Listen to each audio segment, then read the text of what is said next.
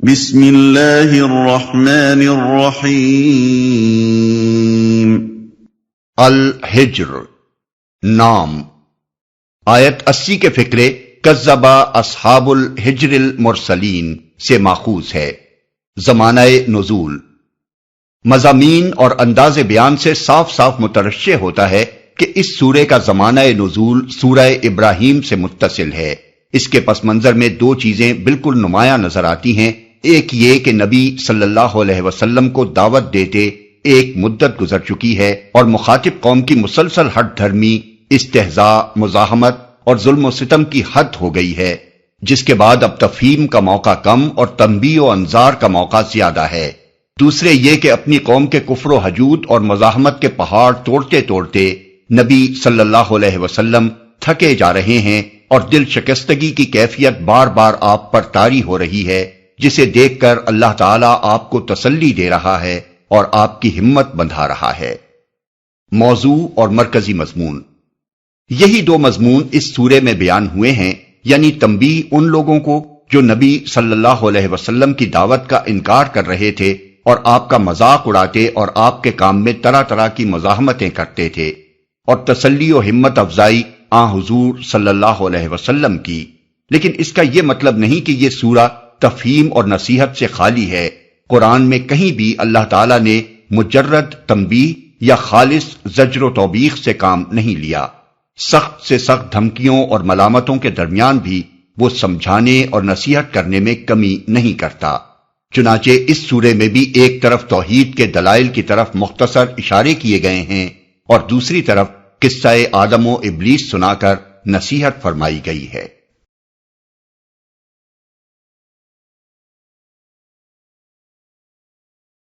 اعوذ باللہ من الشیطان الرجیم، بسم اللہ الرحمن الرحیم۔ الف لام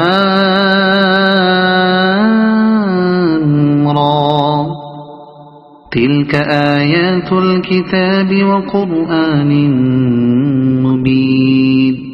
الف لام را یہ آیات ہیں کتاب الہی اور قرآن مبین کی۔ یہ اس سورے کی مختصر تعارفی تمہید ہے، جس کے بعد فوراً ہی اصل موضوع پر خطبہ شروع ہو جاتا ہے۔ قرآن کے لیے مبین کا لفظ صفت کے طور پر استعمال ہوا ہے۔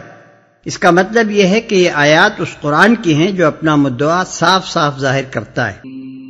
ربما يود الذين كفروا لو كانوا مسلمين ذرهم يأكلوا ويتمتعوا ويلههم الأمل فسوف يعلمون وما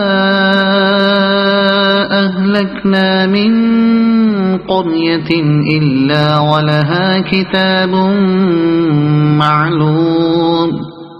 بعید نہیں کہ ایک وقت وہ آ جائے جب وہی لوگ جنہوں نے آج دعوت اسلام کو قبول کرنے سے انکار کر دیا ہے پچھتا پچھتا کر کہیں گے کہ کاش ہم نے سرے تسلیم خم کر دیا ہوتا۔ چھوڑو انہیں، کھائیں پئیں مزے کریں اور بھلاوے میں ڈالے رکھے ان کو جھوٹی امید، ان قریب انہیں معلوم ہو جائے گا۔ ہم نے اس سے پہلے جس بستی کو بھی ہلاک کیا ہے اس کے لیے ایک خاص مہلت عمل لکھی جا چکی تھی۔ مطلب یہ ہے کہ کفر کرتے ہی فوراً تو ہم نے کبھی کسی قوم کو بھی نہیں پکڑ لیا ہے۔ پھر یہ نادان لوگ کیوں اس غلط فہمی میں مبتلا ہیں کہ نبی کے ساتھ تکذیب و استہزاء کی جو روش انہوں نے اختیار کر رکھی ہے اس پر چونکہ ابھی تک انہیں سزا نہیں دی گئی، اس لیے یہ نبی سرے سے نبی ہی نہیں ہے۔ ہمارا قاعدہ یہ ہے کہ ہم ہر قوم کے لیے پہلے سے طے کر لیتے ہیں کہ اس کو سننے، سمجھنے اور سنبھلنے کے لیے اتنی مہلت دی جائے گی، اور اس حد تک اس کی شرارتوں اور خباثتوں کے باوجود پورے تحمل کے ساتھ اسے اپنی منمانی کرنے کا موقع دیا جاتا رہے گا۔ یہ مہلت جب تک باقی رہتی ہے اور ہماری مقرر کی ہوئی حد جس وقت تک آ نہیں جاتی ہم ڈھیل دیتے رہتے ہیں۔ ما تسبق من أمة أجلها وما يستأخرون وقالوا يا أيها الذي نزل عليه الذكر إنك لمجنون۔ کوئی قوم نہ اپنے وقت مقرر سے پہلے ہلاک ہو سکتی ہے نہ اس کے بعد چھوٹ سکتی ہے۔ یہ لوگ کہتے ہیں اے وہ شخص جس پر ذکر نازل ہوا ہے تو یقیناً دیوانہ ہے۔ ذکر کا لفظ قرآن میں اصطلاحاً کلام الہی کے لیے استعمال ہوا ہے جو سراسر نصیحت بن کے آتا ہے۔ پہلے جتنی کتابیں انبیاء پر نازل ہوئی تھیں وہ سب بھی ذکر تھیں، اور یہ قرآن بھی ذکر ہے۔ ذکر کے اصل معنی ہے یاد دلانا، ہوشیار کرنا اور نصیحت کرنا۔ نازل ہوا ہے، یہ فقرہ وہ لوگ طنز کے طور پر کہتے تھے، ان کو تو یہ تسلیم ہی نہیں تھا کہ یہ ذکر نبی صلی اللہ علیہ وسلم پر نازل ہوا ہے، نہ اسے تسلیم کر لینے کے بعد وہ آپ کو دیوانہ کہہ سکتے تھے۔ دراصل ان کے کہنے کا مطلب یہ تھا کہ اے وہ شخص جس کا دعویٰ یہ ہے کہ مجھ پر ذکر نازل ہوا ہے، یہ اسی طرح کی بات ہے جیسی فرعون نے حضرت موسیٰ کی دعوت سننے کے بعد اپنے درباریوں سے کہی تھی کہ ان رسولکم الذی ارسل الیکم لمجنون، یعنی یہ پیغمبر صاحب جو تم لوگوں کی طرف بھیجے گئے ہیں ان کا دماغ درست نہیں ہے۔ لو ما تأتینا بالملائکة ان كنت من الصادقین ما ننزل الملائکة الا بالحق وما كانوا اذا منظرین۔ اگر تو سچا ہے تو ہمارے سامنے فرشتوں کو لے کیوں نہیں آتا؟ ہم فرشتوں کو یوں ہی نہیں اتار دیا کرتے، وہ جب اترتے ہیں تو حق کے ساتھ اترتے ہیں اور پھر لوگوں کو مہلت نہیں دی جاتی۔ یعنی فرشتے محض تماشا دکھانے کے لیے نہیں اتارے جاتے کہ جب کسی قوم نے کہا بلاؤ فرشتوں کو اور وہ فوراً آ حاضر ہوئے، نہ فرشتے اس غرض کے لیے کبھی بھیجے جاتے ہیں کہ وہ آ کر لوگوں کے سامنے حقیقت کو بے نقاب کریں اور پردہ غیب کو چاک کر کے وہ سب کچھ دکھا دیں جس پر ایمان لانے کی دعوت انبیاء علیہم السلام نے دی ہے۔ فرشتوں کو بھیجنے کا وقت تو وہ آخری وقت ہوتا ہے جب کسی قوم کا فیصلہ چکا دینے کا ارادہ کر لیا جاتا ہے، اس وقت بس فیصلہ چکایا جاتا ہے، یہ نہیں کہا جاتا کہ اب ایمان لاؤ تو چھوڑے دیتے ہیں۔ ایمان لانے کی جتنی مہلت بھی ہے اسی وقت تک ہے جب تک کہ حقیقت بے نقاب نہیں ہو جاتی، اس کے بے نقاب ہو جانے کے بعد ایمان لانے کا کیا سوال؟ حق کے ساتھ اترتے ہیں کا مطلب حق لے کر اترنا ہے، یعنی وہ اس لیے آتے ہیں کہ باطل کو مٹا کر حق کو اس کی جگہ قائم کر دیں، یا دوسرے الفاظ میں یوں سمجھیے کہ وہ اللہ تعالیٰ کا فیصلہ لے کر آتے ہیں اور اسے نافذ کر کے چھوڑتے ہیں۔ اِنَّا نَحْنُ نَزَّلْنَا الذِّكْرَ وَإِنَّا لَهُ لَحَافِظُونَ۔ رہا یہ ذکر تو اس کو ہم نے نازل کیا ہے اور ہم خود اس کے نگہبان ہیں۔ یعنی یہ ذکر جس کے لانے والے کو تم مجنون کہہ رہے ہو یہ ہمارا نازل کیا ہوا ہے، اس نے خود نہیں کھڑا ہے، اس لیے یہ گالی اس کو نہیں ہمیں دی گئی ہے، اور یہ خیال تم اپنے دل سے نکال دو کہ تم اس ذکر کا کچھ بگاڑ سکو گے۔ یہ براہ راست ہماری حفاظت میں ہے، نہ تمہارے مٹائے مٹ سکے گا، نہ تمہارے دبائے دب سکے گا، نہ تمہارے تانوں اور اعتراضوں سے اس کی قدر گھٹ سکے گی، نہ تمہارے روکے اس کی دعوت رک سکے گی، نہ اس میں تحریف اور رد و بدل کرنے کا کبھی کسی کو موقع مل سکے گا۔ وَلَقَدْ أَرْسَلْنَا مِن قَبْلِكَ فِي شِيَعِ الْأَوَّلِينَ وَمَا يَأْتِيهِم مِّن رَّسُولٍ إِلَّا كَانُوا بِهِ يَسْتَهْزِئُونَ كَذَلِكَ نَسْلُكُهُ فِي قُلُوبِ الْمُجْرِمِينَ لا يؤمنون به وقد خلت سنة الأولين۔ اے محمد، ہم تم سے پہلے بہت سی گزری ہوئی قوموں میں رسول بھیج چکے ہیں، کبھی ایسا نہیں ہوا کہ ان کے پاس کوئی رسول آیا ہو اور انہوں نے اس کا مذاق نہ اڑایا ہو۔ مجرمین کے دلوں میں تو ہم اس ذکر کو اسی طرح سلاخ کی مانند گزارتے ہیں، وہ اس پر ایمان نہیں لایا کرتے۔ قدیم سے اس قماش کے لوگوں کا یہی طریقہ چلا آ رہا ہے، اس پر ایمان نہیں لایا کرتے۔ عام طور پر مترجمین و مفسرین نے نسلکہ کی ضمیر استہزاء کی طرف اور لا یؤمنون بہ کی ضمیر ذکر کی طرف پھیری ہے، اور مطلب یہ بیان کیا ہے کہ ہم اسی طرح اس استہزاء کو مجرمین کے دلوں میں داخل کرتے ہیں اور وہ اس ذکر پر ایمان نہیں لاتے۔ اگرچہ نحوی قاعدے کے لحاظ سے اس میں کوئی قباحت نہیں ہے، لیکن ہمارے نزدیک نحو کے اعتبار سے بھی زیادہ صحیح یہ ہے کہ دونوں ضمیریں ذکر کی طرف پھیری جائیں۔ سلکہ کے معنی عربی زبان میں کسی چیز کو دوسری چیز میں چلانے، گزارنے اور پرونے کے ہیں، جیسے تاگے کو سوئی کے ناکے میں گزارنا۔ پس آیت کا مطلب یہ ہے کہ اہل ایمان کے اندر تو یہ ذکر قلب کی ٹھنڈک اور روح کی غذا بن کر اترتا ہے، مگر مجرموں کے دلوں میں یہ شتابہ بن کر لگتا ہے اور ان کے اندر اسے سن کر ایسی آگ بھڑک اٹھتی ہے گویا کہ ایک گرم سلاخ تھی جو سینے کے پار ہو گئی۔ وَلَوْ فَتَحْنَا عَلَيْهِمْ بَابًا مِّنَ السَّمَاءِ فَظَلُّوا فِيهِ يَعْرُجُونَ لَقَالُوا إِنَّمَا سُكِّرَتْ أَبْصَارُنَا بَلْ نَحْنُ قَوْمٌ مَّسْحُورُونَ۔ اگر ہم ان پر آسمان کا کوئی دروازہ کھول دیتے اور وہ دن دہاڑے اس میں چڑھنے بھی لگتے، تب بھی وہ یہی کہتے کہ ہماری آنکھوں کو دھوکا ہو رہا ہے، بلکہ ہم پر جادو کر دیا گیا ہے۔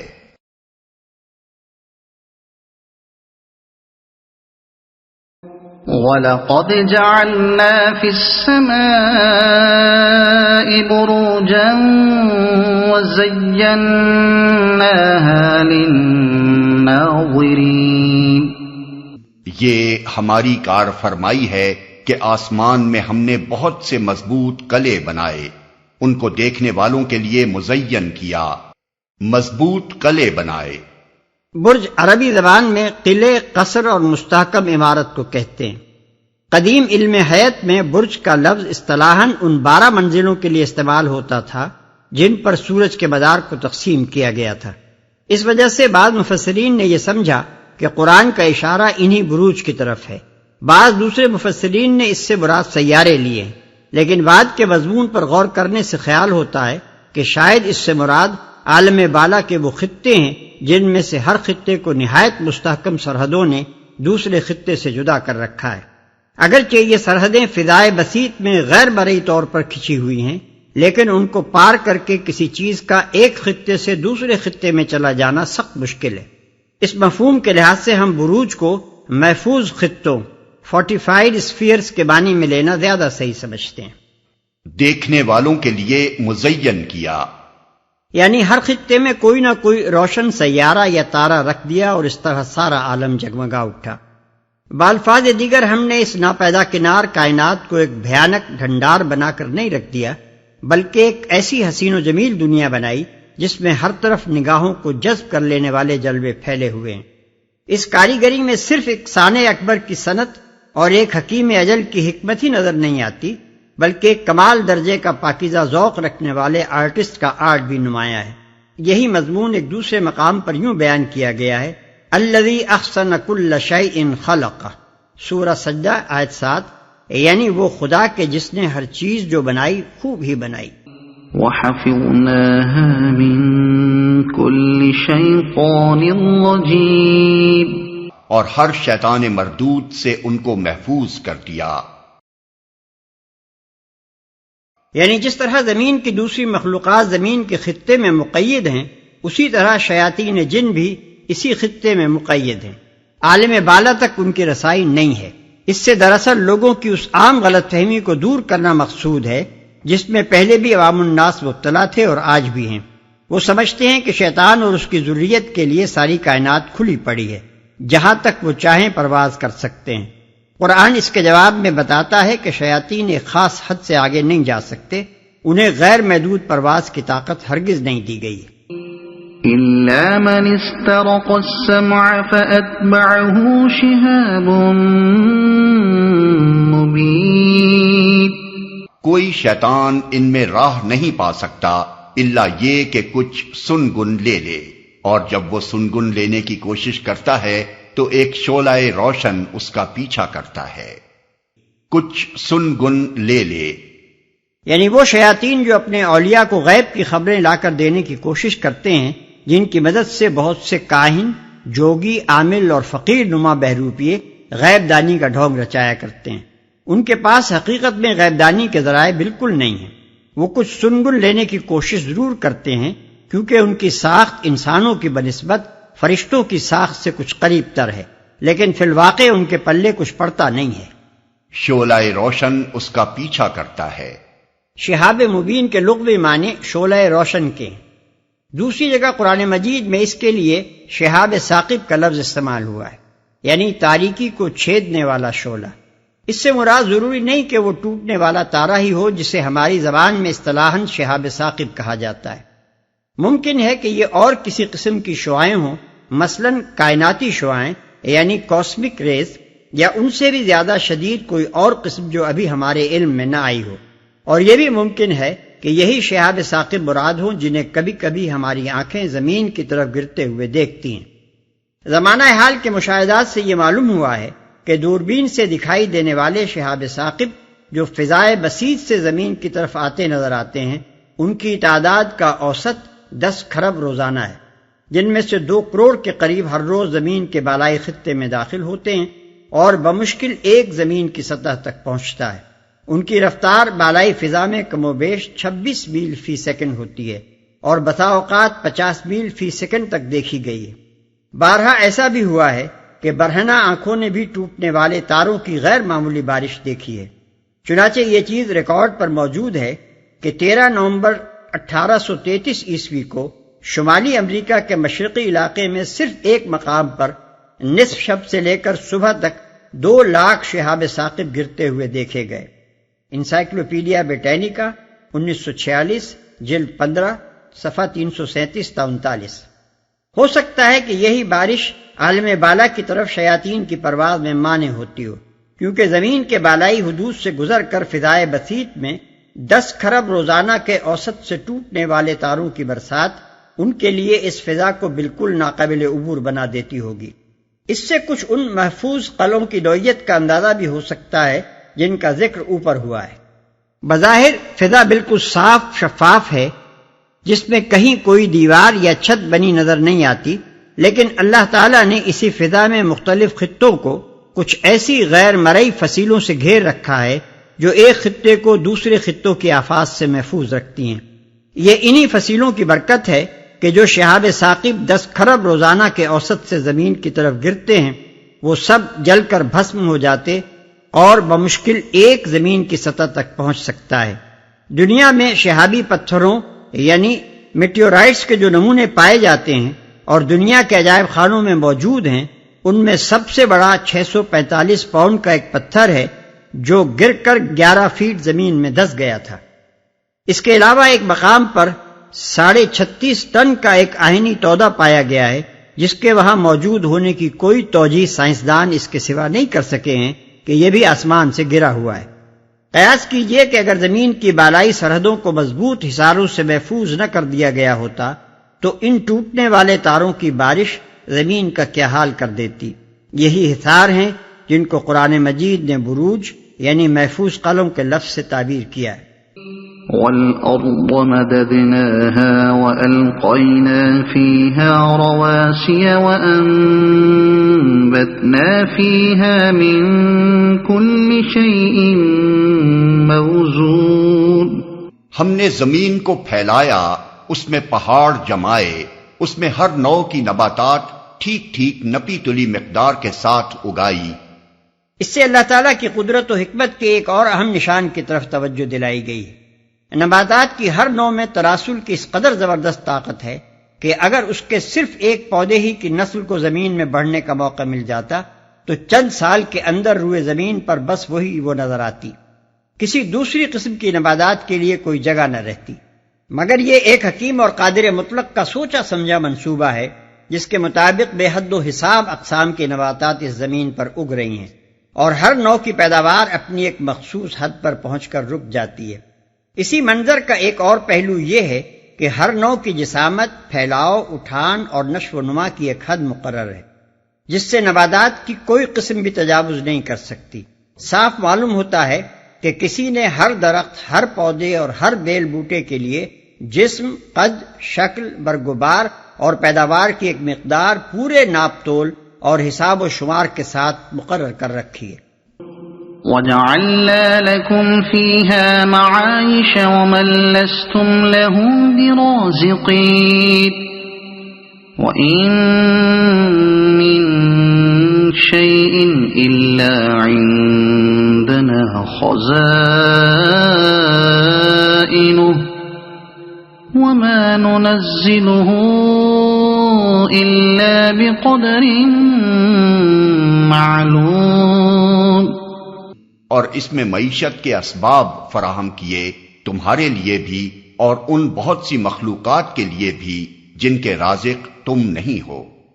کوئی چیز ایسی نہیں جس کے خزانے ہمارے پاس نہ ہوں، اور جس چیز کو بھی ہم نازل کرتے ہیں ایک مقرر مقدار میں نازل کرتے ہیں۔ یہاں اس حقیقت پر متنبہ فرمایا کہ یہ معاملہ صرف نباتات ہی کے ساتھ خاص نہیں ہے، بلکہ تمام موجودات کے معاملے میں عام ہے۔ ہوا، پانی، روشنی، گرمی، سردی، جمادات، نباتات، حیوانات، غرض ہر چیز، ہر نوع، ہر جنس اور ہر قوت و طاقت کے لیے ایک حد مقرر ہے جس پر وہ ٹھہری ہوئی ہے، اور ایک مقدار مقرر ہے جس سے نہ وہ گھٹتی ہے نہ بڑھتی ہے۔ اسی تقدیر اور کمال درجے کی حکیمانہ تقدیر ہی کا یہ کرشمہ ہے کہ زمین سے لے کر آسمانوں تک پورے نظام کائنات میں یہ توازن، یہ اعتدال اور یہ تناسب نظر آ رہا ہے۔ اگر یہ کائنات ایک اتفاقی حادثہ ہوتی یا بہت سے خداؤں کی کاریگری و کارفرمائی کا نتیجہ ہوتی تو کس طرح ممکن تھا کہ بے شمار مختلف اشیاء اور قوتوں کے درمیان ایسا مکمل توازن و تناسب قائم ہوتا اور مسلسل قائم رہ سکتا۔ وَأَرْسَلْنَا الرِّيَاحَ لَوَاقِحَ فَأَنزَلْنَا مِنَ السَّمَاءِ مَاءً فَأَسْقَيْنَاكُمُوهُ وَمَا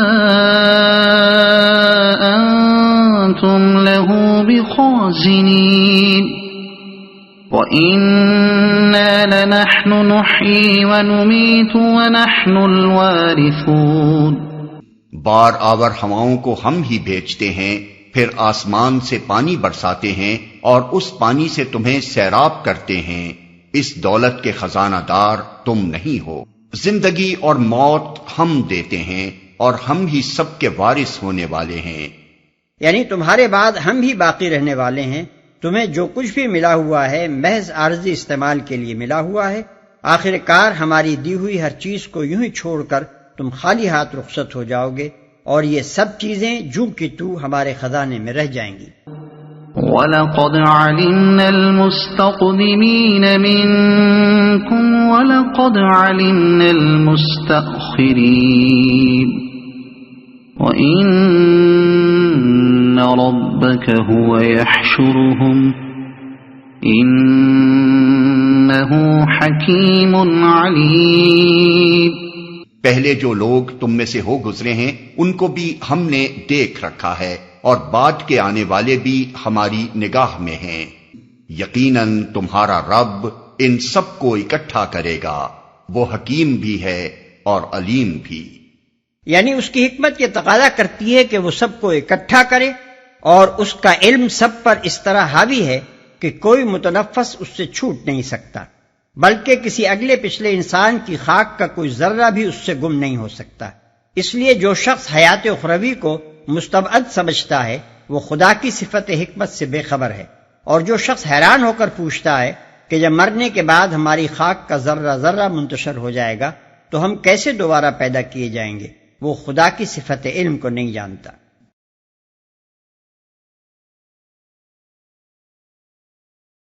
وَلَقَدْ خَلَقْنَا الْإِنسَانَ مِنْ صَلْصَالٍ مِنْ حَمَإٍ مَسْنُونٍ۔ ہم نے انسان کو سڑی ہوئی مٹی کے سوکھے گارے سے بنایا۔ یہاں قرآن اس امر کی صاف تصریح کرتا ہے کہ انسان حیوانی منازل سے ترقی کرتا ہوا بشریت کے حدود میں نہیں آیا ہے، جیسا کہ نئے دور کے ڈاروینیت سے متاثر مفسرین قرآن ثابت کرنے کی کوشش کر رہے ہیں، بلکہ اس کی تخلیق کی ابتدا براہ راست ارضی مادوں سے ہوئی ہے، جن کی کیفیت کو اللہ تعالیٰ نے صلصال من حمأ مسنون کے الفاظ میں بیان فرمایا ہے۔ حما عربی زبان میں ایسی سیاہ کیچڑ کو کہتے ہیں جس کے اندر بو پیدا ہو چکی ہو، یا بالفاظ دیگر خمیر اٹھ آیا ہو۔ مسنون کے دو معنی ہیں، ایک معنی ہے متغیر، منتن اور املس، یعنی ایسی سڑی ہوئی جس میں سڑنے کی وجہ سے چکنائی پیدا ہو گئی ہو۔ دوسرے معنی ہے مصور اور مسبوب، یعنی قالب میں ڈھلی ہوئی جس کو ایک خاص صورت دے دی گئی ہو۔ سلسال اس سوکھے گارے کو کہتے ہیں جو خشک ہو جانے کے بعد بجنے لگے۔ یہ الفاظ صاف ظاہر کرتے ہیں کہ خمیر اٹھی ہوئی مٹی کا ایک پتلا بنایا گیا تھا جو بننے کے بعد خشک ہوا اور پھر اس کے اندر روح پھونکی گئی۔ وَالْجَانَّ خَلَقْنَاهُ مِن قَبْلُ مِن نَارِ السَّمُومِ، اور اس سے پہلے جنوں کو ہم آگ کی لپٹ سے پیدا کر چکے تھے۔ سموم گرم ہوا کو کہتے ہیں، اور نار کو سموم کی طرف نسبت دینے کی صورت میں اس کے معنی آگ کے بجائے تیز حرارت کے ہو جاتے ہیں۔ اس سے ان مقامات کی تشریح ہو جاتی ہے جہاں قرآن مجید میں یہ فرمایا گیا ہے کہ جن آگ سے پیدا کیے گئے ہیں۔ وَإِذْ قَالَ رَبُّكَ لِلْمَلَائِكَةِ إِنِّي خَالِقٌ بَشَرًا مِّن صَلْصَالٍ مِّنْ حَمَإٍ مَّسْنُونٍ فَإِذَا سَوَّيْتُهُ وَنَفَخْتُ فِيهِ مِن رُّوحِي فَقَعُوا لَهُ سَاجِدِينَ۔ پھر یاد کرو اس موقع کو جب تمہارے رب نے فرشتوں سے کہا کہ میں سڑی ہوئی مٹی کے سوکھے گارے سے ایک بشر پیدا کر رہا ہوں، جب میں اسے پورا بنا چکوں اور اس میں اپنی روح سے کچھ پھونک دوں تو تم سب اس کے آگے سجدے میں گر جانا۔ روح سے کچھ پھونک دوں، اس سے معلوم ہوا کہ انسان کے اندر جو روح پھونکی گئی ہے وہ دراصل صفات الہی کا ایک عکس یا پرتو ہے۔ حیات، علم، قدرت، ارادہ، اختیار اور دوسری جتنی صفات انسان میں پائی جاتی ہیں جن کے مجموعے ہی کا نام روح ہے، یہ دراصل اللہ تعالیٰ ہی کی صفات کا ایک ہلکا سا پرتو ہے جو اس کالبد خاکی پر ڈالا گیا ہے، اور اسی پرتو کی وجہ سے انسان زمین پر خدا کا خلیفہ اور ملائکہ سمیت تمام موجودات ارضی کا مسجود قرار پایا ہے۔ یوں تو ہر وہ صفت جو مخلوقات میں پائی جاتی ہے اس کا مصدر و منبع اللہ تعالیٰ ہی کی کوئی نہ کوئی صفت ہے، جیسا کہ حدیث میں آیا ہے کہ نبی اکرم صلی اللہ علیہ وسلم نے فرمایا، اللہ تعالیٰ نے رحمت کو 100 حصوں میں تقسیم فرمایا، پھر ان میں سے 99 حصے اپنے پاس رکھے اور صرف ایک حصہ زمین میں اتارا۔ یہ اسی ایک حصے کی برکت ہے جس کی وجہ سے مخلوقات آپس میں ایک دوسرے پر رحم کرتے ہیں، یہاں تک کہ اگر ایک جانور اپنے بچے پر سے اپنا کھر اٹھاتا ہے تاکہ اسے ضرر نہ پہنچ جائے تو یہ بھی دراصل اسی حصہ رحمت کا اثر ہے۔ بخاری و مسلم۔ مگر جو چیز انسان کو دوسری مخلوقات پر فضیلت دیتی ہے وہ یہ ہے کہ جس جامعیت کے ساتھ اللہ کی صفات کا پرتو اس پر ڈالا گیا ہے اس سے کوئی دوسری مخلوق سرفراز نہیں کی گئی۔ یہ ایک ایسا باریک مضمون ہے جس کے سمجھنے میں ذرا سی غلطی بھی آدمی کر جائے تو اس غلط فہمی میں مبتلا ہو سکتا ہے کہ صفات الہی میں سے ایک حصہ پانا الوہیت کا کوئی جز پا لینے کا ہم معنی ہے، حالانکہ الوہیت اس سے وراء الورا ہے کہ کوئی مخلوق اس کا ایک ادنا شائبہ بھی پا سکے۔ فسجد الملائکۃ کلهم اجمعون الا ابلیس ابى ان يكون مع الساجدین۔ چنانچہ تمام فرشتوں نے سجدہ کیا سوائے ابلیس کے کہ اس نے سجدہ کرنے والوں کا ساتھ دینے سے انکار کر دیا۔ تقابل کے لیے سورہ بقرہ رکوع 4، سورہ نساء رکوع 18 اور سورہ اعراف رکوع 2 پیش نظر رہے۔ قال يا إبليس ما لك ألا تكون مع الساجدين قال لم أكن لأسجد لبشر خلقته من صلصال من حمأ مسنون قال فاخرج منها فإنك رجيم وَإِنَّ عَلَيْكَ اللَّعْنَةَ إِلَى يَوْمِ الدِّينِ۔ رب نے پوچھا، اے ابلیس تجھے کیا ہوا کہ تو نے سجدہ کرنے والوں کا ساتھ نہ دیا؟ اس نے کہا میرا یہ کام نہیں ہے کہ میں اس بشر کو سجدہ کروں جسے تو نے سڑی ہوئی مٹی کے سوکھے گارے سے پیدا کیا ہے۔ رب نے فرمایا اچھا تو نکل جا یہاں سے کیونکہ تو مردود ہے اور اب روز جزا تک تجھ پر لعنت ہے۔ یعنی قیامت تک تو ملعون رہے گا، اس کے بعد جب روز جزا قائم ہوگا تو پھر تجھے تیری نافرمانیوں کی سزا دی جائے گی۔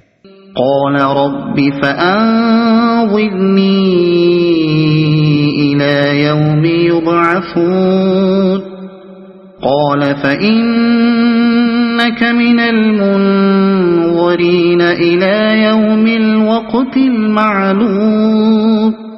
اس نے عرض کیا میرے رب یہ بات ہے تو پھر مجھے اس روز تک کے لیے مہلت دے دے جبکہ سب انسان دوبارہ اٹھائے جائیں گے۔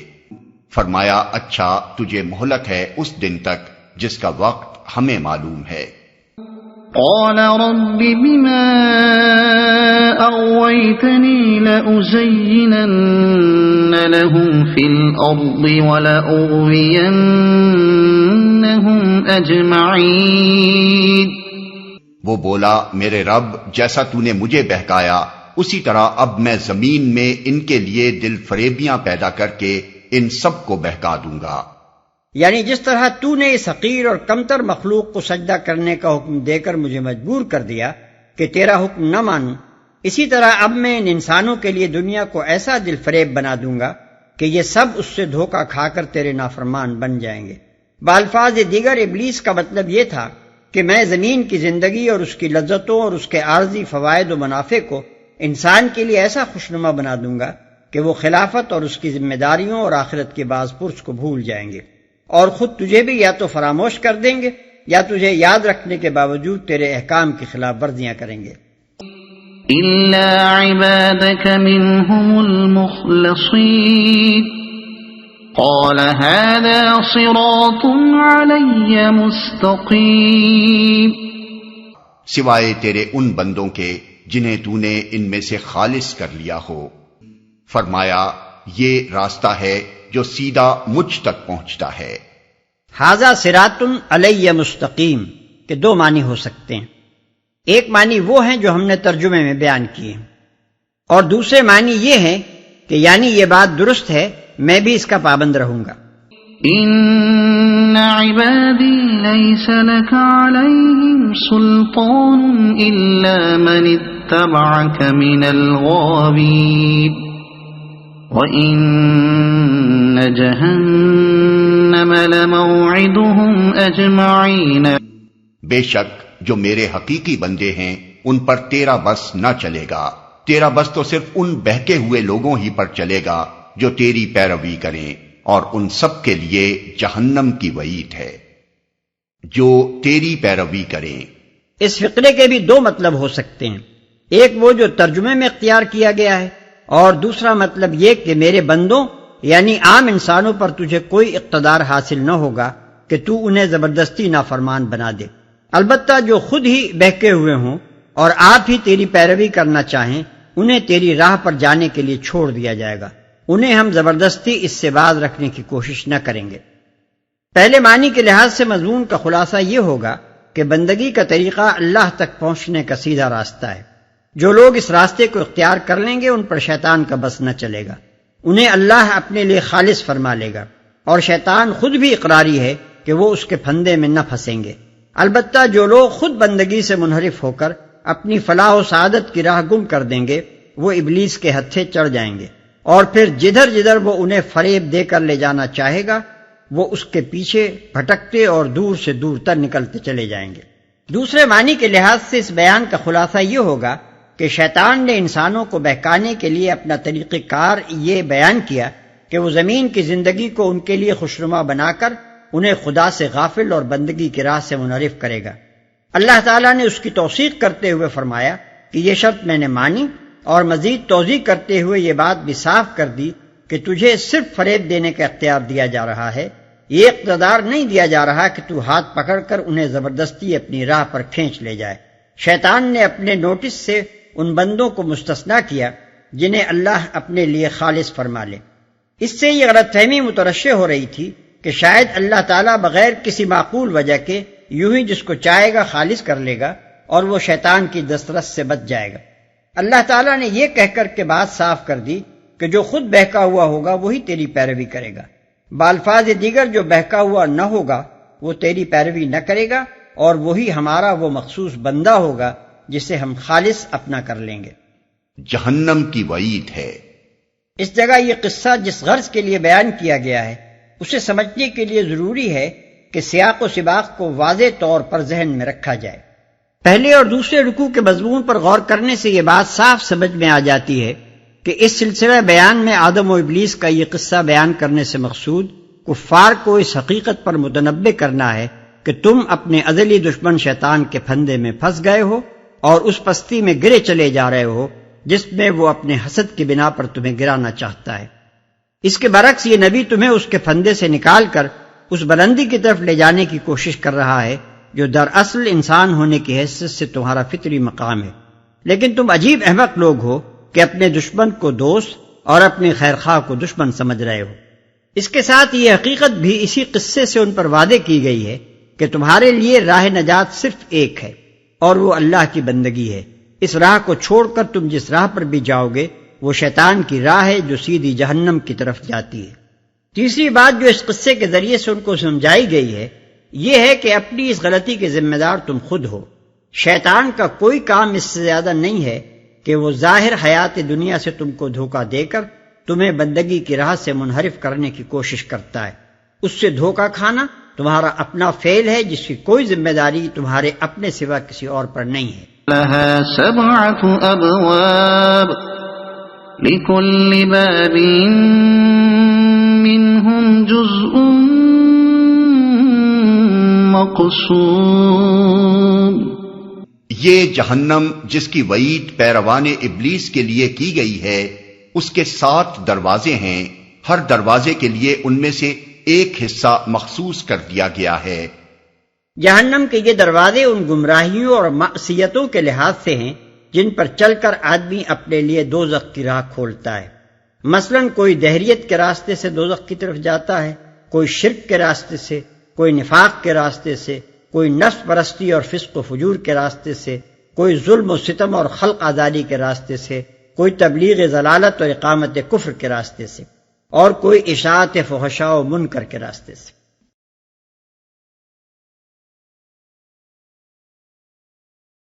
ان المتقین فی جنات وعیون ادخلوها بسلام آمنین۔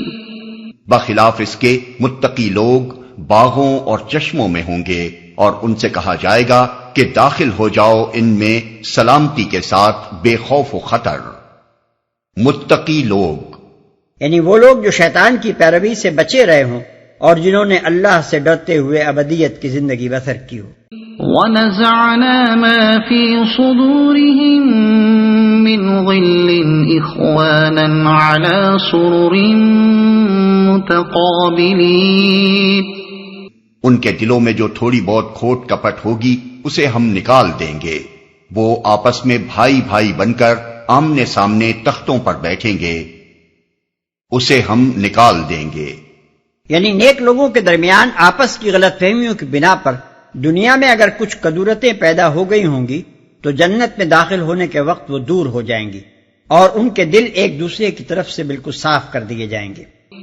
لا يمسهم فيها نصب وما هم منها بمخرجين۔ انہیں نہ وہاں کسی مشقت سے پالا پڑے گا اور نہ وہ وہاں سے نکالے جائیں گے۔ اس کی تشریح اس حدیث سے ہوتی ہے جس میں حضور صلی اللہ علیہ وسلم نے خبر دی ہے کہ اہل جنت سے کہہ دیا جائے گا کہ اب تم ہمیشہ تندرست رہو گے، کبھی بیمار نہ پڑو گے، اور اب تم ہمیشہ زندہ رہو گے، کبھی موت تم کو نہ آئے گی، اور اب تم ہمیشہ جوان رہو گے، کبھی بڑھاپا تم پر نہ آئے گا، اور اب تم ہمیشہ مقیم رہو گے، کبھی کوچ کرنے کی تمہیں ضرورت نہ ہوگی۔ اس کی مزید تشریح ان آیات و احادیث سے ہوتی ہے جن میں بتایا گیا ہے کہ جنت میں انسان کو اپنی معاش اور اپنی ضروریات کی فراہمی کے لیے کوئی محنت نہ کرنی پڑے گی، سب کچھ اسے بلا سعی و مشقت ملے گا۔ نبئ عبادی انی أنا الغفور الرحيم وأن عذابي هو العذاب الأليم ونبئهم عن ضيف إبراهيم اے نبی میرے بندوں کو خبر دے دو کہ میں بہت درگزر کرنے والا اور رحیم ہوں، مگر اس کے ساتھ میرا عذاب بھی نہایت دردناک عذاب ہے۔ اور انہیں ذرا ابراہیم کے مہمانوں کا قصہ سناؤ۔ یہاں حضرت ابراہیم علیہ السلام اور ان کے بعد متصلاً قوم لوط کا قصہ جس غرض کے لیے سنایا جا رہا ہے اس کو سمجھنے کے لیے اس سورت کی ابتدائی آیات کو نگاہ میں رکھنا ضروری ہے۔ آیات 7 اور 8 میں کفار مکہ کا یہ قول نقل کیا گیا ہے کہ وہ نبی صلی اللہ علیہ وسلم سے کہتے تھے کہ اگر تم سچے نبی ہو تو ہمارے سامنے فرشتوں کو لے کیوں نہیں آتے؟ اس کا مختصر جواب وہاں صرف اس قدر دے کر چھوڑ دیا گیا تھا کہ فرشتوں کو ہم یوں ہی نہیں اتار دیا کرتے، انہیں تو ہم جب بھیجتے ہیں حق کے ساتھ ہی بھیجتے ہیں۔ اب اس کا مفصل جواب یہاں ان دونوں قصوں کے پیرائے میں دیا جا رہا ہے۔ یہاں انہیں بتایا جا رہا ہے کہ ایک حق تو وہ ہے جسے لے کر فرشتے ابراہیم کے پاس آئے تھے، اور دوسرا حق وہ ہے جسے لے کر وہ قوم لوط پر پہنچے تھے۔ اب تم خود دیکھ لو کہ تمہارے پاس ان میں سے کون سا حق لے کر فرشتے آ سکتے ہیں۔ ابراہیم والے حق کے لائق تو ظاہر ہے کہ تم نہیں ہو، اب کیا اس حق کے ساتھ فرشتوں کو بلوانا چاہتے ہو جسے لے کر وہ قوم لوط کے ہاں نازل ہوئے تھے؟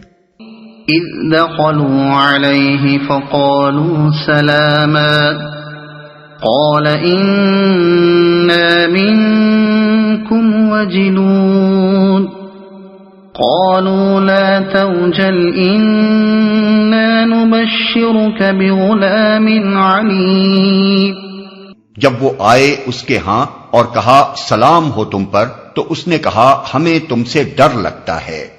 تقابل کے لیے ملاحظہ ہو سورہ ہود رکوع 7۔ انہوں نے جواب دیا ڈرو نہیں، ہم تمہیں ایک بڑے سیانے لڑکے کی بشارت دیتے ہیں۔ یعنی حضرت اسحاق علیہ السلام کے پیدا ہونے کی بشارت، جیسا کہ سورہ ہود میں بصراحت بیان ہوا ہے۔ قال أبشرتموني على أن مسني الكبر فبم تبشرون قالوا بشرناك بالحق فلا تكن من القانطين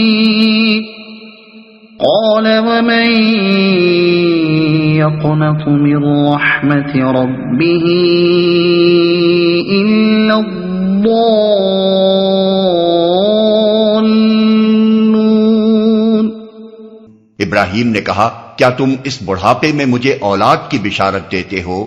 ذرا سوچو تو صحیح یہ کیسی بشارت تم مجھے دے رہے ہو؟ انہوں نے جواب دیا ہم تمہیں برحق بشارت دے رہے ہیں، تم مایوس نہ ہو۔ ابراہیم نے کہا اپنے رب کی رحمت سے مایوس تو گمراہ لوگ ہی ہوا کرتے ہیں۔ قال فما خطبكم أيها المرسلون پھر ابراہیم نے پوچھا اے فرستادگان الہی، وہ مہم کیا ہے جس پر آپ حضرات تشریف لائے ہیں؟ حضرت ابراہیم علیہ السلام کے اس سوال سے صاف ظاہر ہوتا ہے کہ فرشتوں کا انسانی شکل میں آنا ہمیشہ غیر معمولی حالات ہی میں ہوا کرتا ہے، اور کوئی بڑی مہم ہی ہوتی ہے جس پر وہ بھیجے جاتے ہیں۔ قالوا إنا أرسلنا إلى قوم مجرمين وہ بولے ہم ایک مجرم قوم کی طرف بھیجے گئے ہیں۔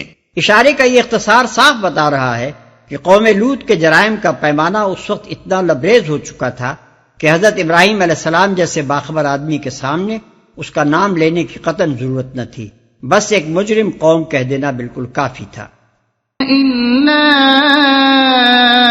آل لوط إنا لمنجوهم أجمعين إلا امرأته قدرنا إنها لمن الغابرين صرف لوط کے گھر والے مستثنا ہیں، ان سب کو ہم بچا لیں گے سوائے اس کی بیوی کے، جس کے لیے اللہ فرماتا ہے ہم نے مقدر کر دیا ہے کہ وہ پیچھے رہ جانے والوں میں شامل رہے گی۔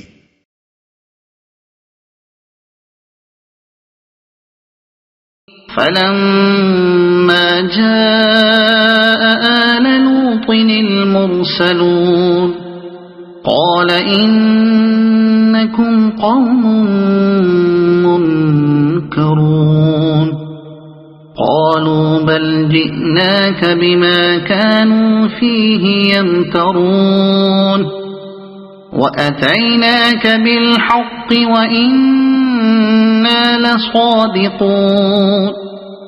پھر جب یہ فرستادے لوط کے ہاں پہنچے تو اس نے کہا آپ لوگ اجنبی معلوم ہوتے ہیں۔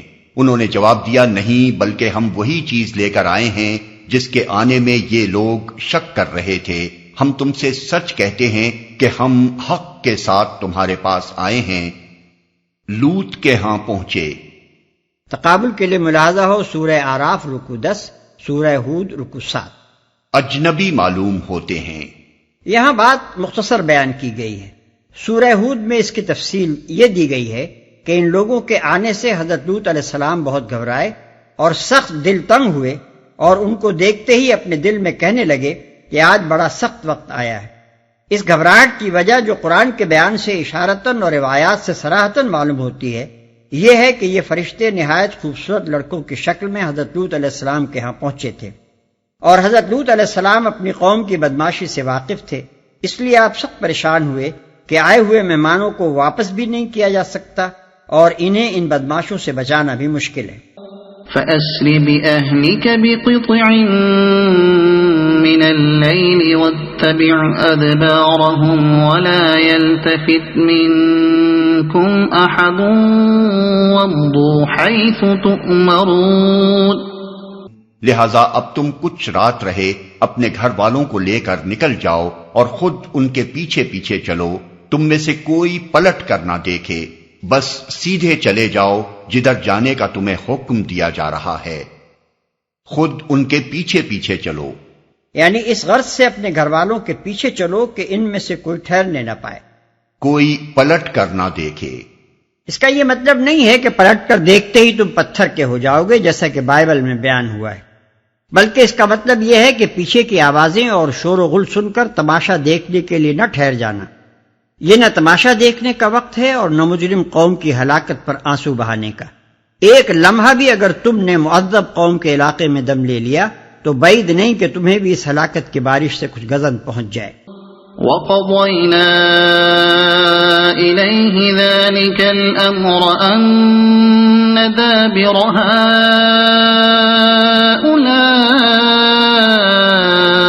مَقْطُوعٌ مُصْبِحِينَ وَجَاءَ أَهْلُ الْمَدِينَةِ يَسْتَبْشِرُونَ۔ اور اسے ہم نے اپنا یہ فیصلہ پہنچا دیا کہ صبح ہوتے ہوتے ان لوگوں کی جڑ کاٹ دی جائے گی۔ اتنے میں شہر کے لوگ خوشی کے مارے بےتاب ہو کر لوط کے گھر چڑھ آئے۔ اس سے اندازہ کیا جا سکتا ہے کہ اس قوم کی بد اخلاقی کس حد کو پہنچ چکی تھی۔ بستی کے ایک شخص کے ہاں چند خوبصورت مہمانوں کا آ جانا اس بات کے لیے کافی تھا کہ اس کے گھر پر اوباشوں کا ایک ہجوم امنڈ آئے اور علانیہ وہ اس سے مطالبہ کریں کہ اپنے مہمانوں کو بدکاری کے لیے ہمارے حوالے کر دے۔ ان کی پوری آبادی میں کوئی ایسا عنصر باقی نہ رہا تھا جو ان حرکات کے خلاف آواز اٹھاتا، اور نہ ان کی قوم میں کوئی اخلاقی حس باقی رہ گئی تھی جس کی وجہ سے لوگوں کو علی الاعلان یہ زیادتیاں کرتے ہوئے کوئی شرم محسوس ہوتی۔ حضرت لوط علیہ السلام جیسے مقدس انسان اور معلم اخلاق کے گھر پر بھی جب بدماشوں کا حملہ اس بے باکی کے ساتھ ہو سکتا تھا تو اندازہ کیا جا سکتا ہے کہ عام انسانوں کے ساتھ ان بستیوں میں کیا کچھ ہو رہا ہوگا۔ تلمود میں اس قوم کے جو حالات لکھے ہیں ان کا ایک خلاصہ ہم یہاں دیتے ہیں، جس سے کچھ زیادہ تفصیل کے ساتھ معلوم ہوگا کہ یہ قوم اخلاقی فساد کی کس انتہا کو پہنچ چکی تھی۔ اس میں لکھا ہے کہ ایک مرتبہ ایک اعلامی مسافر ان کے علاقے سے گزر رہا تھا، راستے میں شام ہو گئی اور اسے مجبوراً ان کے شہر صدوم میں ٹھہرنا پڑا۔ اس کے ساتھ اپنا زاد راہ تھا، کسی سے اس نے میزبانی کی درخواست نہ کی، بس ایک درخت کے نیچے اتر گیا، مگر ایک صدومی اصرار کے ساتھ اٹھا کر اسے اپنے گھر لے گیا، رات اسے اپنے ہاں رکھا اور صبح ہونے سے پہلے اس کا گدھا اس کے زین اور مال تجارت سمیت اڑا دیا۔ اس نے شور مچایا مگر کسی نے اس کی فریاد نہ سنی، بلکہ بستی کے لوگوں نے اس کا رہا سہا مال بھی لوٹ کر اسے نکال باہر کیا۔ ایک مرتبہ حضرت سارہ نے حضرت لوط علیہ السلام کے گھر والوں کی خیریت دریافت کرنے کے لیے اپنے غلام الیعزر کو صدوم بھیجا۔ الیعزر جب شہر میں داخل ہوا تو اس نے دیکھا کہ ایک صدومی ایک اجنبی کو مار رہا ہے۔ الیعزر نے اسے شرم دلائی کہ تم بےکس مہمانوں سے یہ سلوک کرتے ہو، مگر جواب میں سر بازار الیعزر کا سر پھاڑ دیا گیا۔ ایک مرتبہ ایک غریب آدمی کہیں سے ان کے شہر میں آیا اور کسی نے اسے کھانے کو کچھ نہ دیا۔ وہ فاقے سے بدحال ہو کر ایک جگہ گرا پڑا تھا کہ حضرت لوط علیہ السلام کی بیٹی نے اسے دیکھ لیا اور اس کے لیے کھانا پہنچایا۔ اس پر حضرت لوط علیہ السلام اور ان کی بیٹی کو سخت ملامت کی گئی اور انہیں دھمکیاں دی گئیں کہ ان حرکتوں کے ساتھ تم لوگ ہماری بستی میں نہیں رہ سکتے۔ اس طرح کے متعدد واقعات بیان کرنے کے بعد تلمود کا مصنف لکھتا ہے کہ اپنی روزمرہ کی زندگی میں یہ لوگ سخت ظالم، دھوکے باز اور بدمعاملہ تھے۔ کوئی مسافر ان کے علاقے سے بخیریت نہ گزر سکتا تھا، کوئی غریب ان کی بستیوں سے روٹی کا ایک ٹکڑا نہ پا سکتا تھا۔ بارہا ایسا ہوتا کہ باہر کا آدمی ان کے علاقے میں پہنچ کر فاقوں سے مر جاتا اور یہ اس کے کپڑے اتار کر اس کی لاش کو برہنہ دفن کر دیتے۔ بیرونی تاجر اگر شامت کے مارے وہاں چلے جاتے تو برسر عام لوٹ لیے جاتے اور ان کی فریاد کو ٹھٹوں میں اڑا دیا جاتا۔ اپنی وادی کو انہوں نے ایک باغ بنا رکھا تھا جس کا سلسلہ میلوں تک پھیلا ہوا تھا۔ اس باغ میں وہ انتہائی بے حیائی کے ساتھ علانیہ بدکاریاں کرتے تھے اور ایک لوط کی زبان کے سوا کوئی زبان ان کو ٹوکنے والی نہ تھی۔ قرآن مجید میں اس پوری داستان کو سمیٹ کر صرف 2 فقروں میں بیان کر دیا گیا ہے کہ وَمِن قَبْلُ كَانُوا يَعْمَلُونَ السَّيِّئَاتِ، یعنی وہ پہلے سے بہت برے برے کام کر رہے تھے۔ اور ارشاد ہوتا ہے أَإِنَّكُمْ لَتَأْتُونَ الرِّجَالَ وَتَقْطَعُونَ السَّبِيلَ وَتَأْتُونَ فِي نَادِيكُمُ الْمُنْكَرَ، یعنی تم مردوں سے خواہش نس پوری کرتے ہو، مسافروں کی راہ مارتے ہو اور اپنی مجلسوں میں کھلم کھلا بدکاریاں کرتے ہو۔ قال إن هؤلاء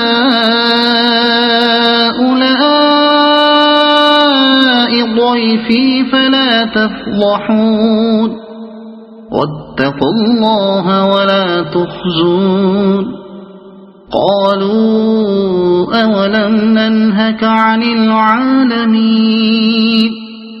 قال هؤلاء بناتي إن كنتم فاعلين۔ لوط نے کہا بھائیو یہ میرے مہمان ہیں، میری فضیحت نہ کرو، اللہ سے ڈرو، مجھے رسوا نہ کرو۔ وہ بولے کیا ہم بارہا تمہیں منع نہیں کر چکے ہیں کہ دنیا بھر کے ٹھیکیدار نہ بنو؟ لوط نے عاجز ہو کر کہا اگر تمہیں کچھ کرنا ہی ہے تو یہ میری بیٹیاں موجود ہیں۔ اس کی تشریح سورہ ہود کی آیت 78 کی تفسیر میں بیان کی جا چکی ہے۔ یہاں صرف اتنا اشارہ کافی ہے کہ یہ کلمات ایک شریف آدمی کی زبان پر ایسے وقت میں آئے ہیں جبکہ وہ بالکل تنگ آ چکا تھا اور بدماش لوگ اس کی ساری فریاد و فغاں سے بے پرواہ ہو کر اس کے مہمانوں پر ٹوٹے پڑ رہے تھے۔ اس موقع پر ایک بات کو صاف کر دینا ضروری ہے، سورہ ہود میں واقعہ جس ترتیب سے بیان کیا گیا ہے اس میں یہ تصریح ہے کہ حضرت لوط علیہ السلام کو بدماشوں کے اس حملے کے وقت تک یہ معلوم نہ تھا کہ ان کے مہمان در حقیقت فرشتے ہیں۔ وہ اس وقت تک یہی سمجھ رہے تھے کہ یہ چند مسافر لڑکے ہیں جو ان کے ہاں آ کر ٹھہرے ہیں۔ انہوں نے اپنے فرشتہ ہونے کی حقیقت اس وقت کھولی جب بدماشوں کا ہجوم مہمانوں کی قیامگاہ پر پل پڑا اور حضرت لوط علیہ السلام نے تڑپ کر فرمایا لو ان لی بکم قوتا او آوی الی رکن شدید، یعنی کاش مجھے تمہارے مقابلے کی طاقت حاصل ہوتی یا میرا کوئی سہارا ہوتا جس سے میں حمایت حاصل کرتا۔ اس کے بعد فرشتوں نے ان سے کہا کہ اب تم اپنے گھر والوں کو لے کر یہاں سے نکل جاؤ اور ہمیں ان سے نمٹنے کے لیے چھوڑ دو۔ واقعات کی اس ترتیب کو نگاہ میں رکھنے سے پورا اندازہ ہو سکتا ہے کہ حضرت لوط علیہ السلام نے یہ الفاظ کس تنگ موقع پر عاجز آ کر فرمائے تھے۔ اس سورے میں چونکہ واقعات کو ان کی ترتیب وقوع کے لحاظ سے نہیں بیان کیا جا رہا ہے بلکہ اس خاص پہلو کو خاص طور پر نمایاں کرنا مقصود ہے جسے ذہن نشین کرنے کی خاطر ہی یہ قصہ یہاں نقل کیا گیا ہے۔ اس لیے ایک عام ناظر کو یہاں یہ غلط فہمی پیش آتی ہے کہ فرشتے ابتدا ہی میں اپنا تعارف حضرت لوط علیہ السلام سے کرا چکے تھے اور اب اپنے مہمانوں کی آبرو بچانے کے لیے ان کی یہ ساری فریاد و فغاں محض ایک ڈرامائی انداز کی تھی۔ لعمرك إنهم لفي سكرتهم يعمهون فأخذتهم الصيحة مشرقين فجعلنا عاليها سافلها وأمطرنا عليهم حجارة من سجيل. تیری جان کی قسم اے نبی، اس وقت ان پر ایک نشہ سا چڑھا ہوا تھا جس میں وہ آپے سے باہر ہوئے جاتے تھے. آخر پو پھٹتے ہی ان کو ایک زبردست دھماکے نے آ لیا اور ہم نے اس بستی کو تل پٹ کر کے رکھ دیا اور ان پر پکی ہوئی مٹی کے پتھروں کی بارش برسا دی. یہ پکی ہوئی مٹی کے پتھر ممکن ہے کہ شہاب ثاقب کی نوعیت کے ہوں، اور یہ بھی ممکن ہے کہ آتش فشانی انفجار یعنی وولکینک ایرپشن کی بدولت زمین سے نکل کر اڑے ہوں اور پھر ان پر بارش کی طرح برس گئے ہوں، اور یہ بھی ممکن ہے کہ ایک سخت آندھی نے یہ پتھراؤ کیا. ان فی ذلک لآیات للمتوسمین وانہا لبسبیل مقیم. اس واقعے میں بڑی نشانیاں ہیں ان لوگوں کے لیے جو صاحب فراست ہیں، اور وہ علاقہ جہاں یہ واقعہ پیش آیا تھا گزرگاہ عام پر واقع ہے. یعنی حجاز سے شام اور عراق سے مصر جاتے ہوئے یہ تباہ شدہ علاقہ راستے میں پڑتا ہے، اور عموماً قافلوں کے لوگ تباہی کے ان آثار کو دیکھتے ہیں جو اس پورے علاقے میں آج تک نمایاں ہیں. یہ علاقہ بحر لوط یعنی بحر مردار کے مشرق اور جنوب میں واقع ہے، اور خصوصیت کے ساتھ اس کے جنوبی حصے کے متعلق جغرافیہ دانوں کا بیان ہے کہ یہاں اس درجے ویرانی پائی جاتی ہے جس کی نظیر روئے زمین پر کہیں اور نہیں دیکھی گئی. ان فی ذلک لآیۃ للمؤمنین وَإِن كَانَ أَصْحَابُ الْأَيْكَةِ لَظَالِمِينَ فَانْتَقَمْنَا مِنْهُمْ وَإِنَّهُمَا لَبِإِمَامٍ مُبِينٍ. اس میں سامان عبرت ہے ان لوگوں کے لیے جو صاحب ایمان ہیں. اور ایکا والے ظالم تھے تو دیکھ لو کہ ہم نے ان سے بھی انتقام لیا، اور ان دونوں قوموں کے اجڑے ہوئے علاقے کھلے راستے پر واقع ہیں. اور ایکا والے یعنی حضرت شعیب علیہ السلام کی قوم کے لوگ. اس قوم کا نام بنی مدیان تھا. مدین ان کے مرکزی شہر کو بھی کہتے تھے اور ان کے پورے علاقے کو بھی. رہا ایکا تو یہ تبوک کا قدیم نام تھا. اس لفظ کے لغوی معنی گھنے جنگل کے ہیں. آج کل ایکا ایک پہاڑی نالے کا نام ہے جو جبل اللوث سے وادی افل میں آ کر گرتا ہے. کھلے راستے پر واقع ہیں. مدین اور اصحاب الایکا کا علاقہ بھی حجاز سے فلسطین و شام جاتے ہوئے راستے میں پڑتا ہے.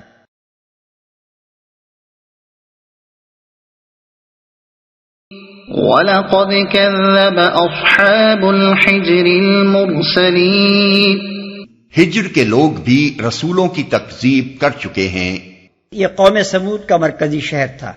اس کے کھنڈر مدینہ کے شمال مغرب میں موجودہ شہر العلا سے چند میل کے فاصلے پر واقع ہیں. مدینہ سے تبوک جاتے ہوئے یہ مقام شاہراہ عام پر ملتا ہے اور قافلے اس وادی میں سے ہو کر گزرتے ہیں، مگر نبی صلی اللہ علیہ وسلم کی ہدایت کے مطابق کوئی یہاں قیام نہیں کرتا. 8ویں صدی ہجری میں ابن بطوطہ حج کو جاتے ہوئے یہاں پہنچا تھا. وہ لکھتا ہے کہ یہاں سرخ رنگ کے پہاڑوں میں قوم سمود کی عمارتیں موجود ہیں جو انہوں نے چٹانوں کو تراش تراش کر ان کے اندر بنائی تھیں. ان کے نقش و نگار اس وقت تک ایسے تازہ ہیں جیسے آج بنائے گئے ہوں.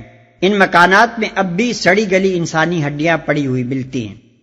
وَآتَيْنَاهُمْ آيَاتِنَا فَكَانُوا عَنْهَا مُعْرِضِينَ وَكَانُوا يَنْحِتُونَ مِنَ الْجِبَالِ بُيُوتًا آمِنِينَ فَأَخَذَتْهُمُ الصَّيْحَةُ مُصْبِحِينَ فَمَا أَغْنَى عَنْهُمْ مَا كَانُوا يَكْسِبُونَ.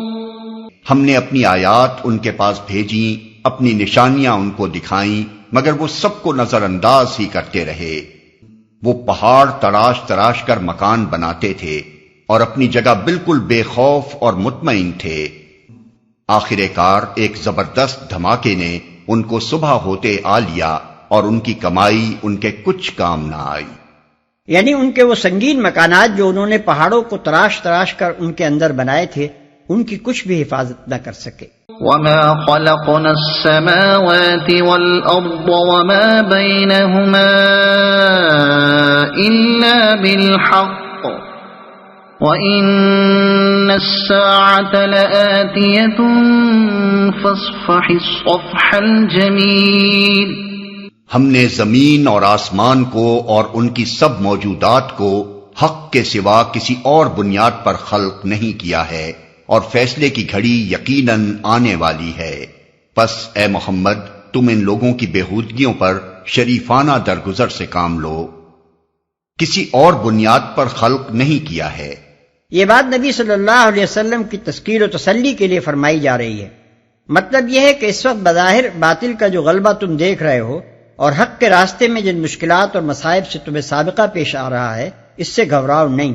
یہ ایک عارضی کیفیت ہے، مستقل اور دائمی حالت نہیں ہے، اس لیے کہ زمین و آسمان کا یہ پورا نظام حق پر تعمیر ہوا ہے، نہ کہ باطل پر۔ کائنات کی فطرت حق کے ساتھ مناسبت رکھتی ہے، نہ کہ باطل کے ساتھ۔ لہذا یہاں اگر قیام و دوام ہے تو حق کے لیے ہے، نہ کہ باطل کے لیے۔ ان ربک هو الخلاق العلیم۔ یقیناً تمہارا رب سب کا خالق ہے اور سب کچھ جانتا ہے۔ یعنی خالق ہونے کی حیثیت سے وہ اپنی مخلوق پر کامل غلبہ و تسلط رکھتا ہے۔ کسی مخلوق کی یہ طاقت نہیں ہے کہ اس کی گرفت سے بچ سکے، اور اس کے ساتھ وہ پوری طرح باخبر بھی ہے۔ جو کچھ ان لوگوں کی اصلاح کے لیے تم کر رہے ہو، اسے بھی وہ جانتا ہے، اور جن ہتھ کنڈوں سے یہ تمہاری صحیح اصلاح کو ناکام بنانے کی کوشش کر رہے ہیں، ان کا بھی اسے علم ہے۔ لہذا تمہیں گھبرانے اور بے صبر ہونے کی کوئی ضرورت نہیں۔ مطمئن رہو کہ وقت آنے پر ٹھیک ٹھیک انصاف کے مطابق فیصلہ چکا دیا جائے گا۔ وَلَقَدْ آتَيْنَاكَ سَبْعًا مِنَ الْمَثَانِي وَالْقُرْآنَ الْعَظِيمَ۔ ہم نے تم کو 7 ایسی آیات دے رکھی ہیں جو بار بار دہرائی جانے کے لائق ہیں، اور تمہیں قرآن عظیم عطا کیا ہے، بار بار دہرائی جانے کے لائق ہیں۔ یعنی سورہ فاتحہ کی آیات۔ اگرچہ بعض لوگوں نے اس سے مراد وہ 7 بڑی بڑی سورتیں بھی لی ہیں جن میں 200 آیتیں ہیں، یعنی البقرہ، آل عمران، النساء، المائدہ، الانعام، الاعراف اور یونس یا انفال و توبہ۔ لیکن سلف کی اکثریت اس پر متفق ہے کہ اس سے سورہ فاتحہ ہی مراد ہے، بلکہ امام بخاری رحمۃ اللہ علیہ نے 2 مرفوع روایتیں بھی اس امر کے ثبوت میں پیش کی ہیں کہ خود نبی صلی اللہ علیہ وسلم نے 7 من المثانی سے مراد سورہ فاتحہ بتائی ہے، قرآن عظیم عطا کیا ہے۔ یہ بات بھی نبی صلی اللہ علیہ وسلم اور آپ کے ساتھیوں کی تسکین و تسلی کے لیے فرمائی گئی۔ یہ وقت وہ تھا جب حضور صلی اللہ علیہ وسلم اور آپ کے ساتھی سب کے سب انتہائی خستہ حالی میں مبتلا تھے۔ کار نبوت کی عظیم ذمہ داریاں سنبھالتے ہی حضور صلی اللہ علیہ وسلم کی تجارت قریب ختم ہو چکی تھی، اور حضرت خدیجہ رضی اللہ عنہا کا سرمایہ بھی 10-12 سال کے عرصے میں خرچ ہو چکا تھا۔ مسلمانوں میں سے بعض کمسن نوجوان تھے جو گھروں سے نکال دیے گئے تھے، بعض صنعت پیشہ یا تجارت پیشہ تھے جن کے کاروبار معاشی مقاطعہ کے مسلسل ضرب سے بالکل بیٹھ گئے تھے، اور بعض بیچارے پہلے ہی غلام یا موالی تھے جن کی کوئی معاشی حیثیت نہ تھی۔ اس پر مزید یہ ہے کہ حضور صلی اللہ علیہ وسلم سمیت تمام مسلمان مکے اور اطراف و نواح کی بستیوں میں انتہائی مظلومی کی زندگی بسر کر رہے تھے، ہر طرف سے مطعون تھے، ہر جگہ تذلیل و تحقیر اور تضحیک کا نشانہ بنے ہوئے تھے، اور قلبی اور روحانی تکلیفوں کے ساتھ جسمانی اذیتوں سے بھی کوئی بچا ہوا نہ تھا۔ دوسری طرف سرداران قریش دنیا کی نعمتوں سے مالا مال اور ہر طرح کی خوشحالیوں میں مگن تھے۔ ان حالات میں فرمایا جا رہا ہے کہ تم شکستہ خاطر کیوں ہوتے ہو؟ تم کو تو ہم نے وہ دولت عطا کی ہے جس کے مقابلے میں دنیا کی ساری نعمتیں ہیچ ہیں۔ رشک کے لائق تمہاری یہ علمی و اخلاقی دولت ہے، نہ کہ ان لوگوں کی مادی دولت جو طرح طرح کے حرام طریقوں سے کما رہے ہیں اور طرح طرح کے حرام راستوں میں اس کمائی کو اڑا رہے ہیں، اور آخر کار بالکل مفلس و قلاش ہو کر اپنے رب کے سامنے حاضر ہونے والے ہیں۔ لا تمدن عينيك إلى ما متعنا به أزواجا منهم ولا منهم ولا تحزن عليهم واخفض جناحك للمؤمنين. تم اس متاع دنیا کی طرف آنکھ اٹھا کر نہ دیکھو جو ہم نے ان میں سے مختلف قسم کے لوگوں کو دے رکھی ہے، اور نہ ان کے حال پر اپنا دل کڑھاؤ، انہیں چھوڑ کر ایمان لانے والوں کی طرف جھکو، اور نہ ان کے حال پر اپنا دل کڑھاؤ. یعنی ان کے اس حال پر نہ کڑھو کہ اپنے خیر خواہ کو اپنا دشمن سمجھ رہے ہیں، اپنی گمراہیوں اور اخلاقی خرابیوں کو اپنی خوبیاں سمجھے بیٹھے ہیں، خود اس راستے پر جا رہے ہیں اور اپنی ساری قوم کو اس پر لیے جا رہے ہیں جس کا یقینی انجام ہلاکت ہے. اور جو شخص انہیں سلامتی کی راہ دکھا رہا ہے اس کی صحیح اصلاح کو ناکام بنانے کے لیے ایڑی چوٹی کا زور صرف کیے ڈالتے ہیں. وَقُلْ إِنِّي أَنَا النَّذِيرُ الْمُبِينُ كَمَا أَنزَلْنَا عَلَى الْمُقْتَسِمِينَ الَّذِينَ جَعَلُوا الْقُرْآنَ عِضِينَ. اور نہ ماننے والوں سے کہہ دو کہ میں تو صاف صاف تنبیہ کرنے والا ہوں. یہ اسی طرح کی تنبیہ ہے جیسی ہم نے ان تفرقہ پردازوں کی طرف بھیجی تھی جنہوں نے اپنے قرآن کو ٹکڑے ٹکڑے کر ڈالا ہے. اس گروہ سے مراد یہود ہیں. ان کو مقتسمین اس معنی میں فرمایا گیا ہے کہ انہوں نے دین کو تقسیم کر ڈالا، اس کی بعض باتوں کو مانا اور بعض کو نہ مانا، اور اس میں طرح طرح کی کمیوں بیشی کر کے 20 فرقے بنا لیے. ان کے قرآن سے مراد تورات ہے جو ان کو اسی طرح دی گئی تھی جس طرح امت محمدیہ صلی اللہ علیہ وسلم کو قرآن دیا گیا ہے. اور اس قرآن کو ٹکڑے ٹکڑے کر ڈالنے سے مراد وہی فعل ہے جسے سورہ بقرہ آیت 85 میں یوں بیان کیا گیا ہے کہ افتؤمنون ببعض الکتاب وتکفرون ببعض، یعنی کیا تم کتاب اللہ کی بعض باتوں پر ایمان لاتے ہو اور بعض سے کفر کرتے ہو. پھر یہ جو فرمایا کہ یہ تنبیہ جو آج تم کو کی جا رہی ہے یہ ویسی ہی تنبیہ ہے جیسی تم سے پہلے یہود کو کی جا چکی ہے، تو اس سے مقصود دراصل یہود کے حال سے عبرت دلانا ہے. مطلب یہ ہے کہ یہودیوں نے خدا کی بھیجی ہوئی تنبیہات سے غفلت برت کر جو انجام دیکھا ہے وہ تمہاری آنکھوں کے سامنے ہے. اب سوچ لو کیا تم بھی یہی انجام دیکھنا چاہتے ہو؟ فَوَرَبِّكَ لَنَسْأَلَنَّهُمْ أَجْمَعِينَ عَمَّا كَانُوا يَعْمَلُونَ فَاصْدَعْ بِمَا تُؤْمَرُ وَأَعْرِضْ عَنِ الْمُشْرِكِينَ إِنَّا كَفَيْنَاكَ الْمُسْتَهْزِئِينَ الَّذِينَ يَجْعَلُونَ مَعَ اللَّهِ إِلَٰهًا آخَرَ فَسَوْفَ يَعْلَمُونَ. تو قسم ہے تیرے رب کی، ہم ضرور ان سب سے پوچھیں گے کہ تم کیا کرتے رہے ہو. پس اے نبی جس چیز کا تمہیں حکم دیا جا رہا ہے اسے ہانکے پکارے کہہ دو اور شرک کرنے والوں کی ذرا پرواہ نہ کرو. تمہاری طرف سے ہم ان مذاق اڑانے والوں کی خبر لینے کے لیے کافی ہیں جو اللہ کے ساتھ کسی اور کو بھی خدا قرار دیتے ہیں. ان قریب انہیں معلوم ہو جائے گا. وَلَقَدْ نَعْلَمُ أَنَّكَ يَضِيقُ صَدْرُكَ بِمَا يَقُولُونَ فَسَبِّحْ بِحَمْدِ رَبِّكَ وَكُن مِّنَ السَّاجِدِينَ وَاعْبُدْ رَبَّكَ حَتَّى يَأْتِيَكَ الْيَقِينُ. ہمیں معلوم ہے کہ جو باتیں یہ لوگ تم پر بناتے ہیں ان سے تمہارے دل کو سخت کوفت ہوتی ہے. اس کا علاج یہ ہے کہ اپنے رب کی حمد کے ساتھ اس کی تسبیح کرو، اس کی جناب میں سجدہ بجا لاؤ، اور اس آخری گھڑی تک اپنے رب کی بندگی کرتے رہو جس کا آنا یقینی ہے. یعنی تبلیغ حق اور دعوت اصلاح کی کوششوں میں جن تکلیفوں اور مصیبتوں سے تم کو سابقہ پیش آتا ہے ان کے مقابلے کی طاقت اگر تمہیں مل سکتی ہے تو صرف نماز اور بندگی رب پر استقامت سے مل سکتی ہے. یہی چیز تمہیں تسلی بھی دے گی، تم میں صبر بھی پیدا کرے گی، تمہارا حوصلہ بھی بڑھائے گی، اور تم کو اس قابل بھی بنا دے گی کہ دنیا بھر کی گالیوں اور مذمتوں اور مزاحمتوں کے مقابلے میں اس خدمت پر ڈٹے رہو جس کی انجام دہی میں تمہارے رب کی رضا ہے.